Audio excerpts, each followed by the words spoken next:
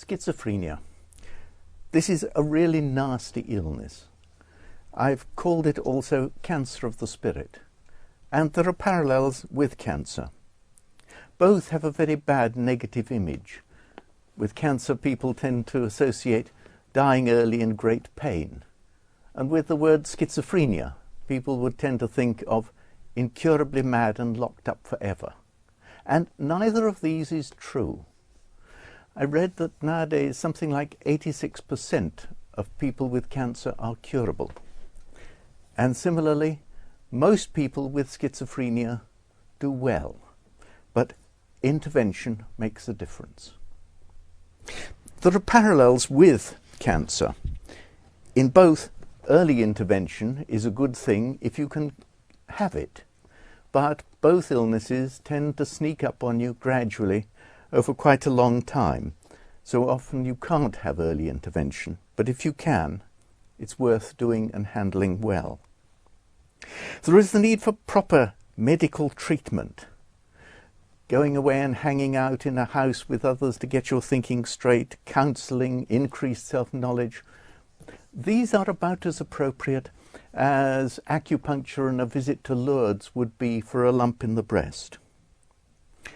With both, there can be an element of self-damage. For carcinoma, one thinks of cigarettes. For schizophrenia, one thinks of cannabis. There's the need to get to grips and thoroughly treat the illness over a long time. And the illness is protean, so treatment is difficult. With both, there is the risk of early death, and both need long-term follow-up. I'm going to expand on all of those headings. First of all, early intervention. To do this, of course, requires first of all detection. And since it's an illness which sneaks up on people gradually, this can be difficult. Often there's an acute presentation, which is when the illness has progressed, and only looking back do you see that it's been coming on for some time. But if it can be picked up early, this is good. So one should have it in mind. One should have it in mind with anybody between the ages of 15 and 25 who presents with mental distress. Now, all right, I imagine you're going to say, well, everybody between the ages of 15 and 25 has a great deal of mental distress. The key word is presents with mental distress. You should be aware of soft drugs. You should always ask about cannabis.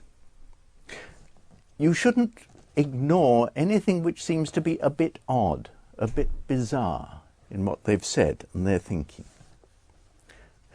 Of course, we're all aware of the sort of syndrome of gradual failure.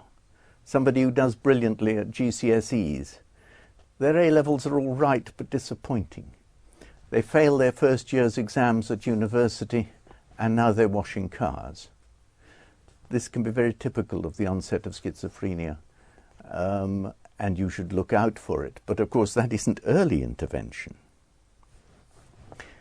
You need to listen carefully to people to detect a thought disorder.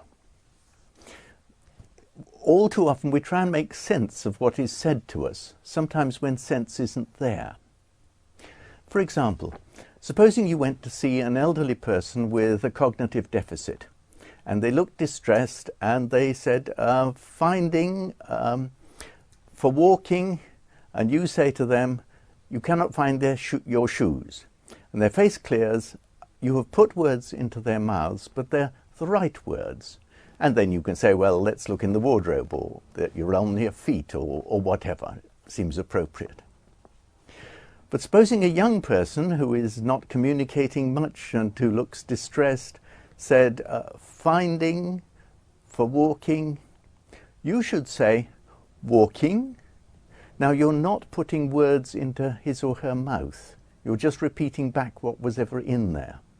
And if the response is, all God's little children have got to have shoes, well, then you think there's something wrong with that person's thinking. Something is not right.